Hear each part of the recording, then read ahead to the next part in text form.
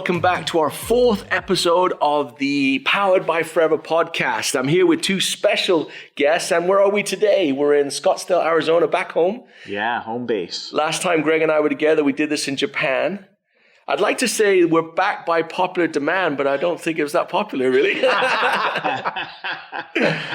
So don't forget to go out and check out the Powered by Forever, what's that, episode 3, and that was a great discussion that Greg and I had in Tokyo.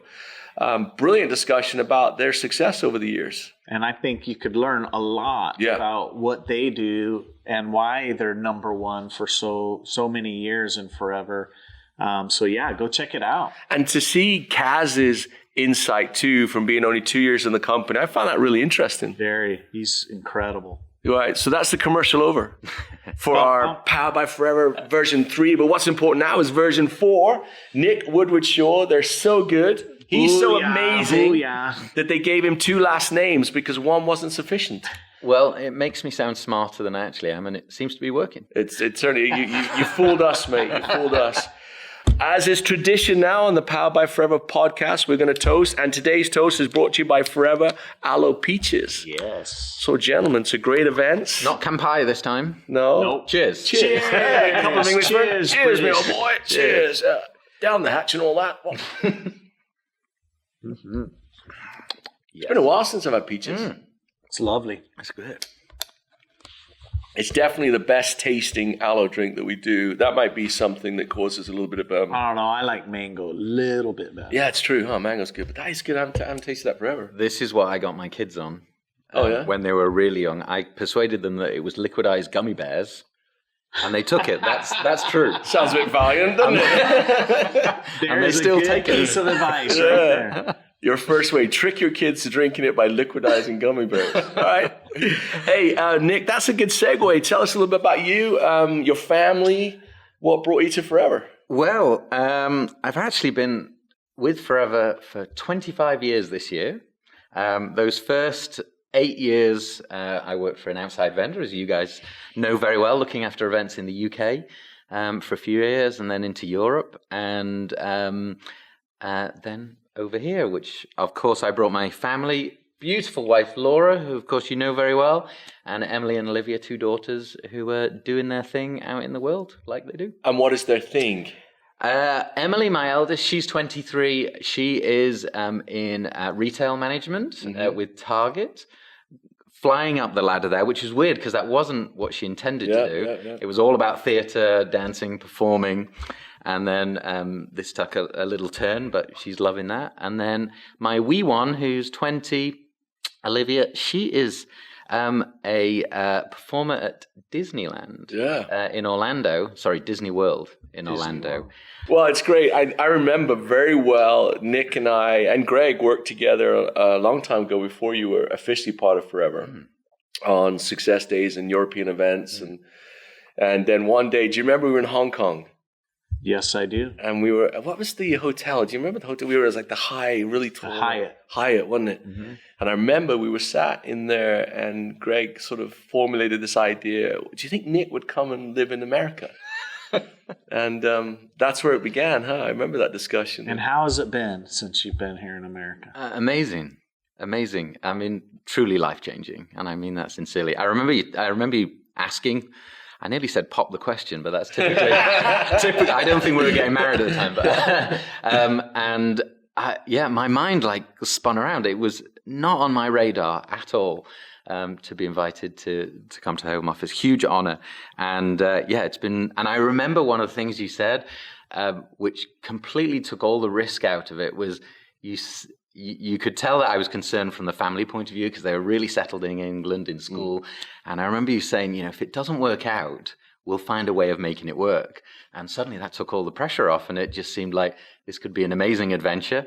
And it has been. So very grateful. And life's good. Well, I can assure you that we're grateful too. And not you're part of the fabric of who we are. So it's not, what you contribute to Forever, the FBOs, and to our experiences, events, communications is just remarkable. But not that you don't need to hear that, but it's obvious, and I'm sure that everyone out there agrees too. His role has developed over the years too. And so I was going to ask you, you were very focused in events back then, but it's really developed since you've been here. So tell us a little bit. I don't think everyone realizes you're not just events. What else are you involved with? Well, thanks to you guys, I'm now the title's Senior Vice President, which makes me sound very old. Senior. Bloody hell. Well, look in the mirror. Of communications. Communications being events, marketing, relationships, and taking care of the FBOs, which of course is the most important thing. So really, it's everything that the company presents, includes PR as well, and making sure that we represent the company as well as possible, and of course take care, reward, educate, inspire the FBOs to do what they do. So, and is that a full-time job? Good job I don't get paid by the hour. You couldn't afford it. That's brilliant. I have to write that one down. The scope of your work, your energy levels are off the charts. You never stop, And in fact, where did you just get back from? Just came back from a trip in Thailand, checking out everything for the EMR 25 next year in Phuket. How's that looking? Looking really good. That is a beautiful resort. And of course, we know the Thai culture very well. Super hospitable, beautiful beach. The food. Oh, the food. I love the food. So I had a couple of days there, making sure that's all in line. Tell us a little bit, since we're on this subject, a lot of people have gone to Pattaya in the past because we went there, I don't know, 3 times? 3 times, yeah. What do you see the difference between Pattaya and Phuket? Because I see a big difference. Yeah, I mean, it's definitely a slight upscale. Yeah. Pattaya is great, and we have great friends there, and the resorts there is beautiful. But yeah, Phuket's definitely a step up. The beach is more idyllic, if you like. The resorts, definitely an upgrade there. And we're going to have 3, maybe 4 resorts all right next to each other, all connected by the beach. And it's definitely set up a little bit more for, when I say tourist, it's very authentic. Some amazing restaurants and plenty of sightseeing, which of course will. I think it's a really fun place too, right? Yeah. It's a kind of party more place. So than Pattaya, I right? Would say. Right, because we kind of hung out inside the resort, didn't we, in Pattaya, which was nice, but didn't really have the opportunity so much to go out because there wasn't so much there. So no, I'm really excited about that one. I know they're going to love it, and also one of the great things about Thailand, which I know some people ask us why we go back, but of course one of the main reasons is that for visas and travel, it's much easier in places like Thailand. So it is one of the reasons we like to go there, because we hate it when people qualify and they're not able to attend for visa reasons. And another good reason Phuket is the airport's bigger. Right. So there's more international flights coming in than Pattaya. Correct. So and that should help. The travel. And you don't have to drive from Bangkok. And the airport's about 20-25 minutes from where we're going to be at. So it's going to be great. So tell us a little about the process of choosing a venue or a location. What does that look like? Give the sort of listener a kind of an idea of what goes into that decision. Well, it's a long and complicated process, I would say, and not particularly structured. But what we try and do is, and sometimes we're looking 3 or 4 years ahead. In fact, right now we're looking 5 years ahead, because we're trying to take advantage of some relationships and being able to secure the places we want to take our qualifiers to. But we look at various things. Accessibility is really important. Trying to make sure that as many guests can come in and visit. And we try and find destinations where we're showing our FBOs the world. I remember when we launched Global Rally we launched it in 2012 for the first one to be in 2013. And I think one of the taglines we had is, "You're going to see the world with the Global Rally." And boy, have we proven it. We've hit, I think, every continent pretty much except for Antarctica. Do you have any venues? There's not many arenas in Antarctica. We'd have to do an outdoor one, won't we? So definitely giving our FBOs an experience of the world is important. Sometimes we can be slightly strategic and maybe target maybe an upcoming market, which helps to kickstart that. Sometimes we'll go to more established markets. Like India last year, type thing, or early this year. I have, by the way, some amazing statistics I've just dug up about India, which proves its purpose, and I hope proves my worth in the job if I need it. Get your calculator out, mate. But we had if we compared the first 3 months of the year in India, then we had the rally to the second 3 months, so the second quarter, if you like. Then there was a 14% increase in recruitment in the second quarter compared to the first quarter. There was a 16% increase in retention, which is one of the key goals of that event, to provide training in India, because the numbers in India for retention were not as maybe good as we would hope. And there's been a 12%, I believe, increase in sales. Right. Of course, I would like to think that part of that is to do with the event, but and that's what goes into the event. We have these. But we've also seen that same what you've talked about in India. We're seeing that in the rest of the world too, which is brilliant. You know, the impact of that event on the rest of the world has been great. So, can I just interrupt? Yeah. There's no doubt that it helped, because Ейдан and I have been there before the global rally at 2 events with almost the same amount of people in that venue. So it wasn't the amount of people necessarily that changed. I think it was the Indian people seeing all the international superstars and getting to hear them and learning from them, and especially their experience, right? Because India, the FBO leaders are younger than the leaders from the rest of the world. Yeah. So I think that's added, and we've talked to a lot of the leaders since then. Yeah. And they definitely, learned and saw kind of a different vision of how they could build their business going forward, which I think's led to that retention number. And it's only going to get better. Yeah. So I think it's true. That's what awesome. You're saying. But you're right. Those international leaders did a brilliant job with the training. Dominique, Jane Leach, Pepe did something. Hanami, of course. Yeah. All of it was focused on how to build long-lasting business, which is what everyone out there should be doing. The thing that we really saw, which was great for India, was the love of the product. When we saw that with all those leaders, it was wonderful, because there's this misconception that, it's all about the new car or whatever. It was nothing like that. It was all about the love of the product, developing good customer relations. And I that was one thing and that's why retention's gone up. That's why sales are going up, is because people are really realizing, and it was great for those young Indian leaders, like, whoa, they are dedicated to the product. And I really enjoyed seeing that, and as we do in the rest of the world too. So going back to that process so you talked about accessibility.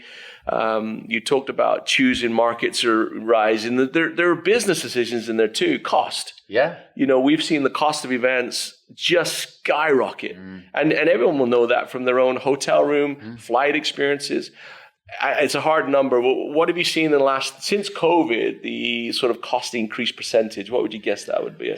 Gosh, it's really interesting. And every market is completely different. Right. But certainly I would say hotel price increases probably a third up post-COVID, as opposed to pre-COVID. It's definitely what we've seen on a personal basis. Flights too. Yeah. I mean, we all know as we travel, we're looking at, in some cases, double the cost of pre-COVID, and it hurts. And it's one of the things we look at very carefully. We try and mitigate that in other areas.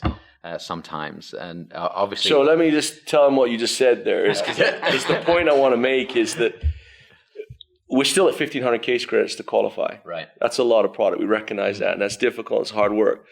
And so what we try to do as a company is to mitigate, like you said, or to find other cost savings as opposed to changing the incentive. Correct. Or raising the price. Or raising the price of the product. 33%. Yeah.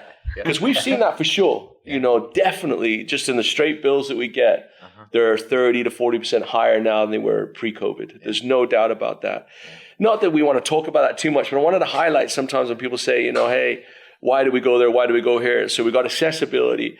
We've got cost as a big factor. Mm-hmm. And visas, you mentioned it earlier. This is a massive thing, and I wanted to stress that point a little bit, is that probably the greatest driving factor of us is accessibility via visas, right? That you said it brilliantly, and when it breaks our heart when someone works hard all year and they just can't go. Yeah. So we try and avoid that. Thailand, for example, is very open. Yes. And I know that's one thing that you were looking at in the rest of Asia too, is they have a very open, inclusive opportunity that we can't offer, maybe here in the US or in other European countries maybe. Yeah, there's some markets where, instantly there could be 35% of our qualifiers who are denied, and like you said, it instantly it breaks our heart, and there's no way back. And we do everything we can. We write to the I write to probably 20, 30 embassies for every event. I know some of us have visited embassies when we're in the countries. We do the very best we can, and it's not always possible, but we're very mindful. Yeah, I just wanted to make that point because not everyone sees that. It is something that we take very, very seriously. Is this, and it's getting worse. Yeah. The ability to travel freely is definitely challenging for us. And so I want to go back to we talking about growth in this podcast series. We're talking about the acronym of growth. We talked about grit. To represent, which you mentioned earlier, good shout out. To be organized, the one we did in Japan was about organized. We skipped one with work because we're going to get back to that one, because together fitted perfectly this whole idea of getting together in this environment. So sort of decision-making process, hardest thing you've had to do, hardest decision you've had to make in the event world. I know what it was for me, and I'd be thinking of this one, mate. So there's been two really, really, really hard events in my career, and one of them was in Nigeria, which I experienced with Gregg. The electrics. That was just tip of the iceberg. We had electrics. I had a health issue that week. Lots of difficulties, lots of challenges there, which we were very proud to overcome and hopefully not repeat, but also many challenges in India, and some curveballs that are thrown at us. And I always say, with all our contacts, the entire team, every hotel, before every single event we do, I have a chat to them, put in a call, and I say, things will go wrong this week. The scale of what we do, the number of moving parts, the number of people involved, something's going to go wrong. Yeah. It just will. So what I really instill in them is, when something goes wrong, don't try and hide it from us.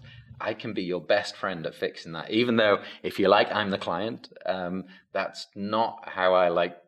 I don't like an us and them approach to that organization. It's, we succeed together or we fail together. So it's one of the things that I instill. And in India, as you're saying, I said that to all our partners there about, something comes up, tell me. And we did have one particular challenge which came up about 3 or 4 weeks before the rally started, which was the arena that we had in the very center of the city there. We got a contact from the Prime Minister's office of the biggest democracy in the world, who had an election starting the week after we were there, saying, I want your venue. On the day we had it. On the day we had it. And it's kind of a long story, but partly because of the relationships that we built, we managed to negotiate and wangle our way around this, and eventually persuaded the Prime Minister's office to do their event the day following our event, by allowing them to use some of our equipment and our staging and our infrastructure that we'd created. So that was a few sweaty palms and sleepless nights, because I thought, hang on, we've got 20,000 people coming in. Flights are already booked. Everything's already paid for. And we might not have a venue. Well, that was like Bali. Do you remember that? I think you said we had $1 million invested in that outdoor party. And the rain came. And it didn't stop. But that's one good thing about you, Nick. You always look at a situation and you have your challenge or problem in front of you, but you always find the solution.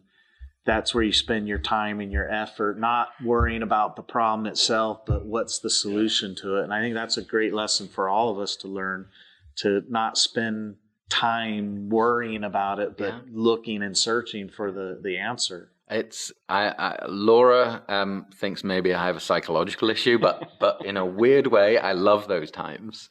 It's kind of a huge buzz, right? And I always think you've got two choices. I can cry, get upset, and kick something or someone, and lose the plot, or you make the best of it. And that first option isn't going to solve anything. Yeah. So I might as well just dive in, do the very best we can, and certainly with barley. What a great example of togetherness. Because literally we had, at the time we had to make the call, it was less than 2 hours to the party, and we moved location, we moved almost 2,000 meals. The food was incredible. Drinks, entertainment. We didn't even have a venue. And within 2 hours, thanks to the extended team, and not only our event team, who make me look way better than I actually am, but FBOs too. I remember putting a message out on Facebook saying, guys, we've got an issue. Unfortunately, you're not going to have the party you will have. And I got emotional because I said, you will have a party. You will have a party. And I got texts and calls and messages from hundreds of FBOs saying, what can I do to help? I remember I got something from Rolf saying, can I help set up chairs or something? Another FBO said, I'm a really bad DJ, but if you need one, I might be your best option. And FBOs did come by and they helped us set it up. And this is their party. And what a privilege it is to be around people like that. And just the attitude they brought to the party was incredible. We had so much fun.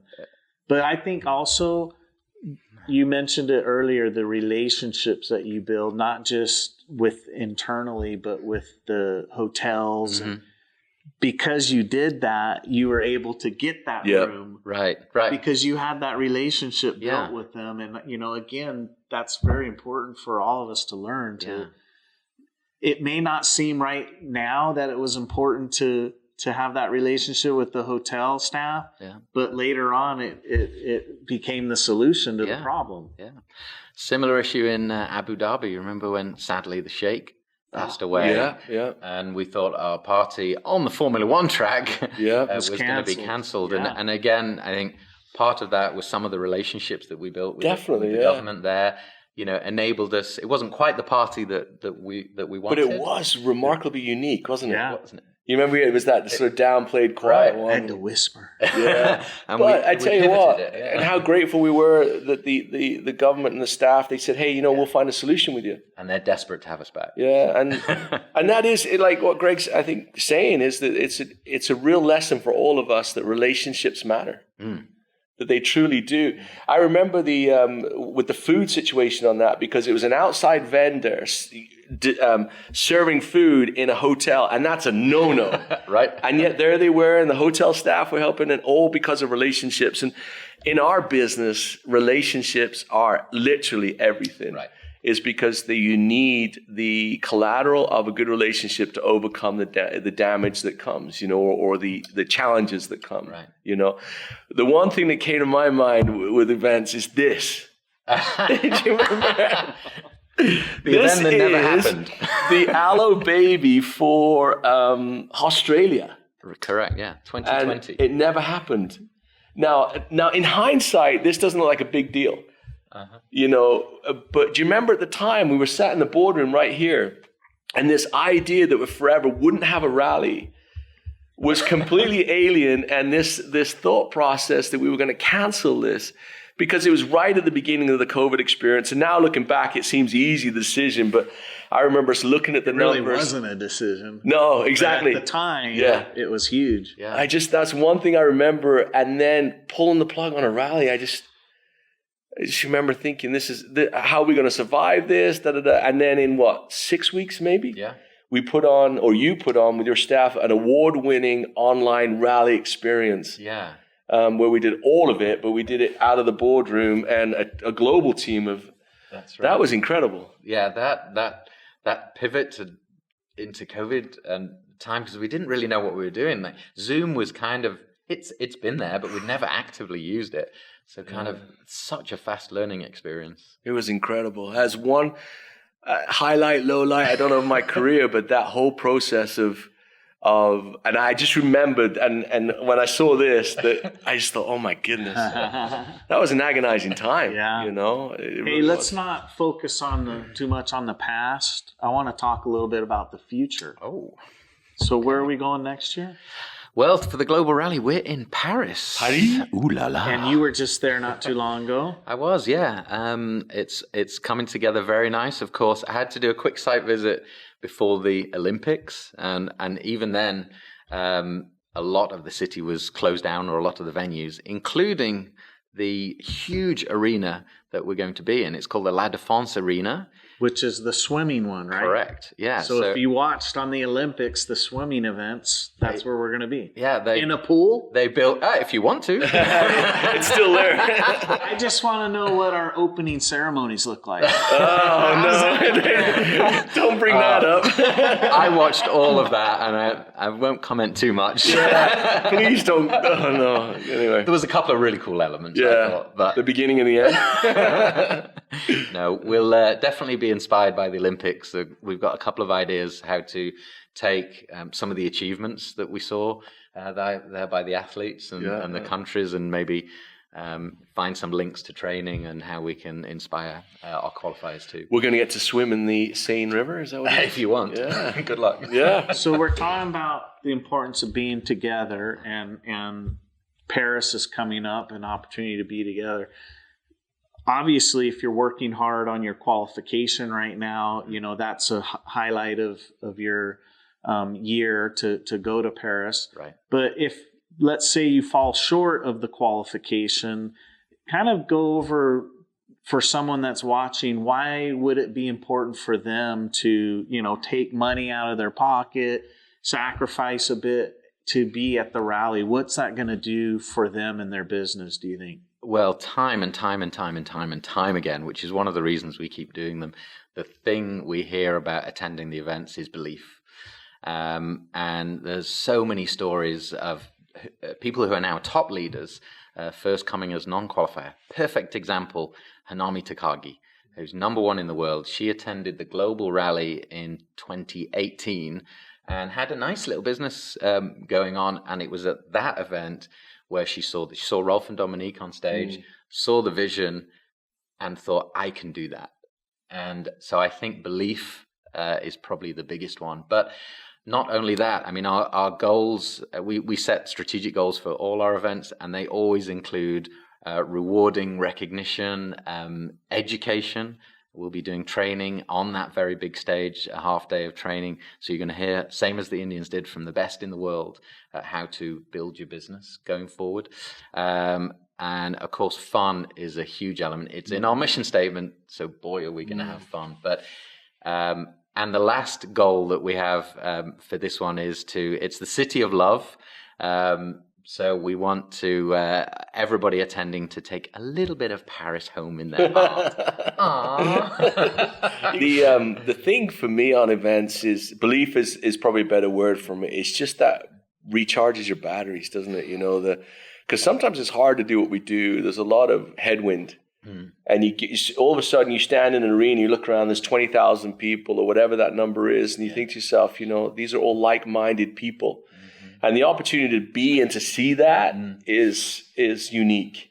I think that networking, everybody coming together. And in my distant past, I've organized events for other companies, good companies in our industry. But the unique thing that drew me to Forever is that sharing of advice, of training, cross-line. It doesn't happen in some other organizations. So I think that you're right, that getting together and non-qualified. Kaz mentioned that the other day. Really? Yeah, that exact same thing as one of the things he was surprised at, as the community, he called it. Yeah. The community that's created at these events. And that goes back to both Greg and Rex's vision in the first place. So the other thing is, we're in Paris. Mm-hmm. We're in one of our biggest markets in the world, meaning the European area.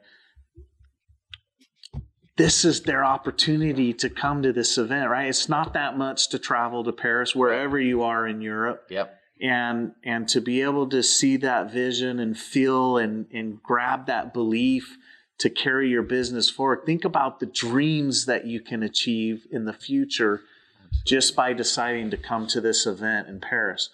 That's what I want people to catch. Yeah, absolutely. And already over 3,000 people have bought tickets, so they're going fast. Awesome. Everybody, just as you say, just 40 euros can get you that experience. And most places in Europe are about an hour's flight away. Yeah, from very Paris. accessible. So it's very accessible, very easy. And there are so many examples of people who made that decision and went on to incredible things. So we hope to see you there. Yeah, we're launching at least 3 or 4 new products. Yep. We're it's touch and go on a couple that we're working through on right now, but that's going to be great too. You know, we have the best product training in the world. Yep. We got the best business building training in the world, and it's Paris. Mm-hmm. You know, the bottom line is you're right, literally in the heart of Paris. This whole event's right in the center of Paris. And you may have been to Paris before on a tourist trip or whatever, but you've never been there for a global rally. It's the first time ever, right? That's so right. you need to come and experience. I never thought about that. Yeah. Is this the first time ever? First time ever. Global event, yeah. I never even thought about that. Wow. And they're going I want to go. And they're going to get to see you two can in as part of the Open. No, it's too late. I did can in Hong Kong the other day. So non-qualifiers, if I can just do a shout out, fgr.foreverliving.com, get your ticket right now. But just before, let you carry on, but we have got 4 months left to qualify. And every meeting that I'm doing with countries and FBOs at the moment, I'm saying, please check your case credits. Every single year, we have people that are 1 or 2 case credits from qualifying, and they've missed out, or 1 or 2 from case credits away from leveling up. So don't leave it to the last minute. 4 months is plenty of time to gain what you need to, and allow the company to reward you for your hard work with a 5-star experience in Paris. That sounds pretty well said. Well said. Sound like a commercial again. Let's go back to EMR in because we have an EMR coming up in 4 weeks, something like that. Yeah, don't. Is that what it looks like? How long's this podcast going on for? Because I got to work. What's the date? So it's about a month, isn't it? Yeah, month away. Yeah. Goodness gracious. Yeah. Tell us about that. So we're going to be rocking the boat again. Yeah. In 2017. Which was a blast last time, by the way. It was so much fun, wasn't it? It was. And this year, I think it's going to be even more of a blast because we were presented with a slightly bigger ship. So we were able to offer, and oh my gosh, fingers crossed everybody can take advantage of this, is having 2 cabins. So they got a bonus cabin as a one-off. So we're expecting around 3,500 FBOs on the one ship. And we're going to be sailing from Ravenna, which is kind of close to Venice, across the Adriatic Sea, calling in it Trieste in northern Italy, and then Dubrovnik in Croatia. That sounds pretty cool, doesn't it? It does, doesn't it? I'm glad you're not asking me to spell it. But Dubrovnik is incredible. I've never been, actually. Yeah, it's a beautiful place. And the one thing I always remember there is the clarity of the water. Mm-hmm. The water is just crystal clear. Nice. How are we looking? I hate to raise this. I know that's one of the questions they're all going to be watching. It is. Well, certainly by the time this is out, everybody will know their fate. Yeah. but we're about 24 hours away from the deadline closing. Right. And I believe partly due to the sad effect of travel visas, we know there's going to be a few of our friends unable to attend, sadly. But probably what that will mean is 98% of FBOs who wanted 2 cabins will get them. Looks like we may have 1 or 2 that may not, but that may change tomorrow. And by the time this podcast is out, you will know. But you need to know we have done everything we can to accommodate everybody. We have less staff, less crew. We're doing translations remotely. Right. So most of the translators are on the mainland or staying at home.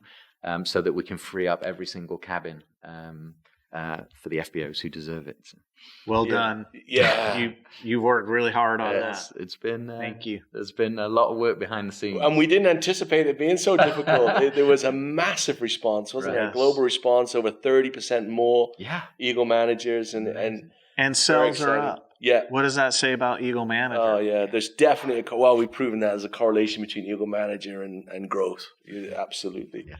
But as well as seeing those great places, of course, we've got a day of training, which we do every year, very specifically designed for Eagle managers to take their business to the next level, aiming at chairman's bonus and beyond. Mm-hmm. Last night party that's become infamous, whatever you want to say. We've got some opportunity to buy some swag on the boat. Nice. You can upgrade your experience with some dining options, some drinks packages, some trips, escorted trips around Dubrovnik and Trieste. We need to tell them that. Yeah. Because they need to, once they find out they're going, they need to, where would I go to book something? So we'll be sending out a link. It's about the end of the month where they'll be able to download the Royal Caribbean app. They can put in their cabin code and they will have their own account on there. And on there, they'll be able to book a spa treatment for their spouse or partner. They'll be able to buy a drinks package. They'll be able to upgrade one of the meals to a steak restaurant or sushi restaurant or Italian. There's be able to book their trips to Trieste and Dubrovnik. I would say those escorted trips or organized ones by Royal Caribbean are definitely worth doing. And they get you back to the boat on time.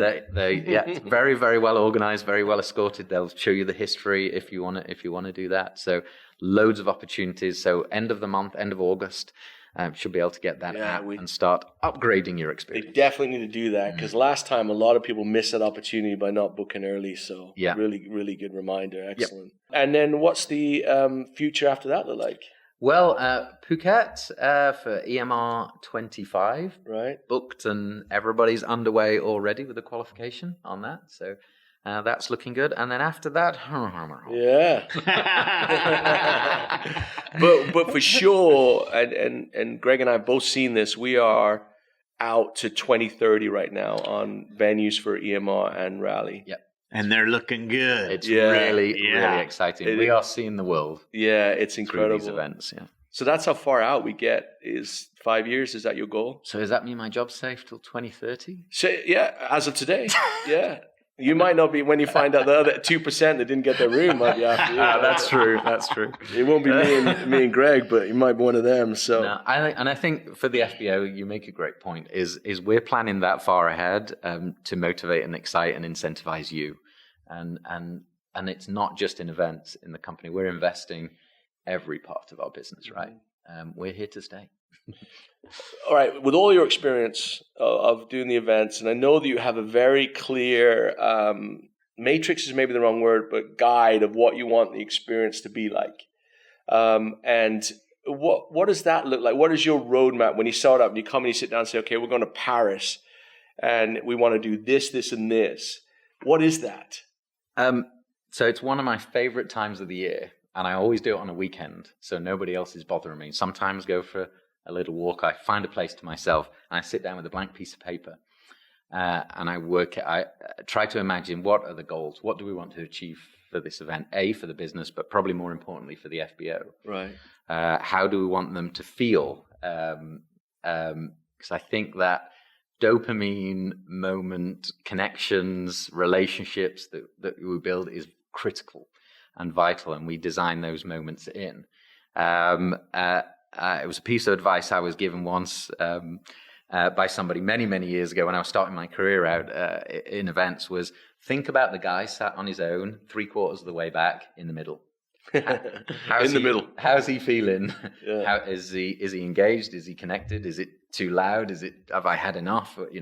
And so that's one of the things I think about. And then on this blank sheet of paper, try and write down the journey of these 5, 6, 7, 8 days, whatever it might be, in that destination, and make sure we give them different experiences that will affect change, to make them do something differently when they leave that event. And it's one quote you use a lot, I've noticed, is when you do a presentation, and it applies to business presentations, maybe even when you're doing recruitment with somebody, is that I think you say 20% of you will we'll do something different as a result of this event, of this training, this presentation.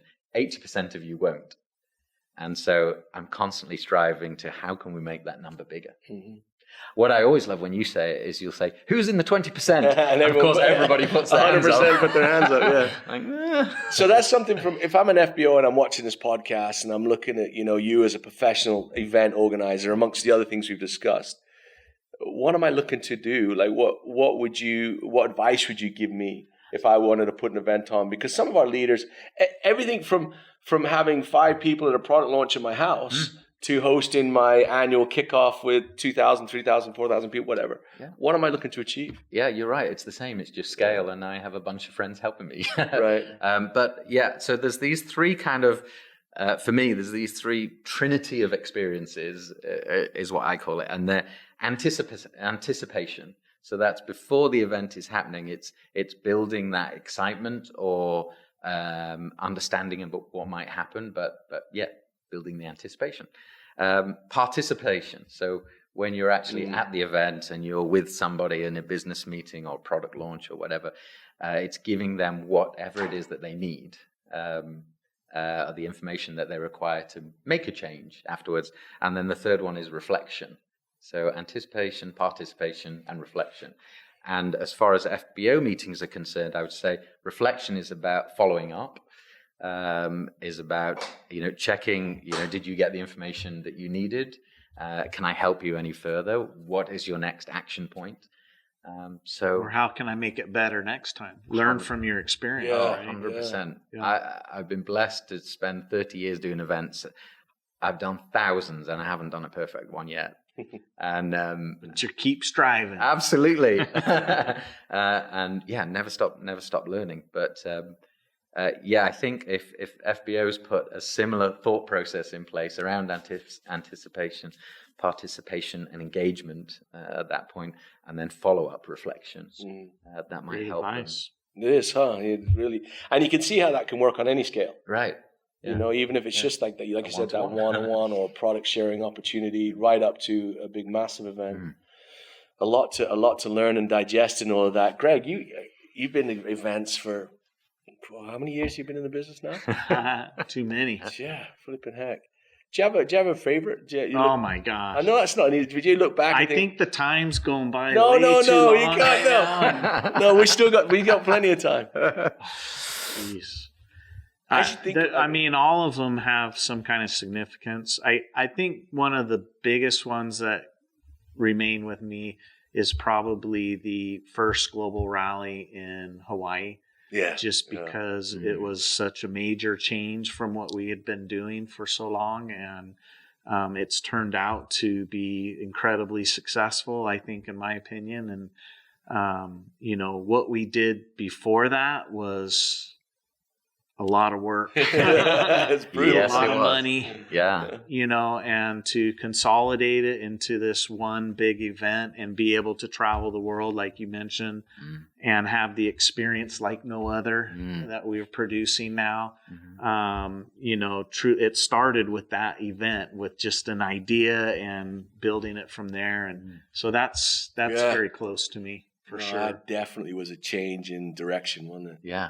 Yeah, I remember our meetings a year or two prior to that, and thinking, I know this is scary. Talk about anticipation. Yeah, I know, right? Definitely. But, what a great decision it was. Because I remember, especially you, you guys were on the road pretty much the first 5 months of the year, going from Latin America to Europe to Africa to every Asia. Region, and then before that was every country. Yeah, we used to travel to every country. Wow. And Nick, we appreciate your insights as always, and thank you so much for what you do and joining us on the Powered by Forever podcast. Thank you. It's been great to spend a few minutes on it and to reminisce. I know. And to look forward to what the future brings. But ultimately, it comes down to me as an FBO. Whether that event is 10,000 people, 20,000 people, or it's just me in the mirror, you still have to do the very best you can to put on a show which is memorable, and which creates a reflection, an opportunity for follow-up. But like with all of us, we all need to be together. We're tribal. Yes. And we, if we're isolated too long, we start to get high on our own supply. We need to come together, reset, and that's what the event's about. And you do an amazing job at leading that. So, mate, we've got EMR coming up in just a couple weeks, 4 weeks. We've got Paris coming up, and so many other wonderful things in between. So, Nick, thanks for what we do, and we appreciate you very much. And we'll see you all again in the Powered by Forever podcast, which will be version 5. Where in the world we're going to record it, I don't know yet, but someone will probably tell me in a minute. Don't forget to go back and check out the other episodes as well, because of some great information with great guests and great observations that have been made by some brilliant people. So we'll see you there. Take care. Adios. Ciao.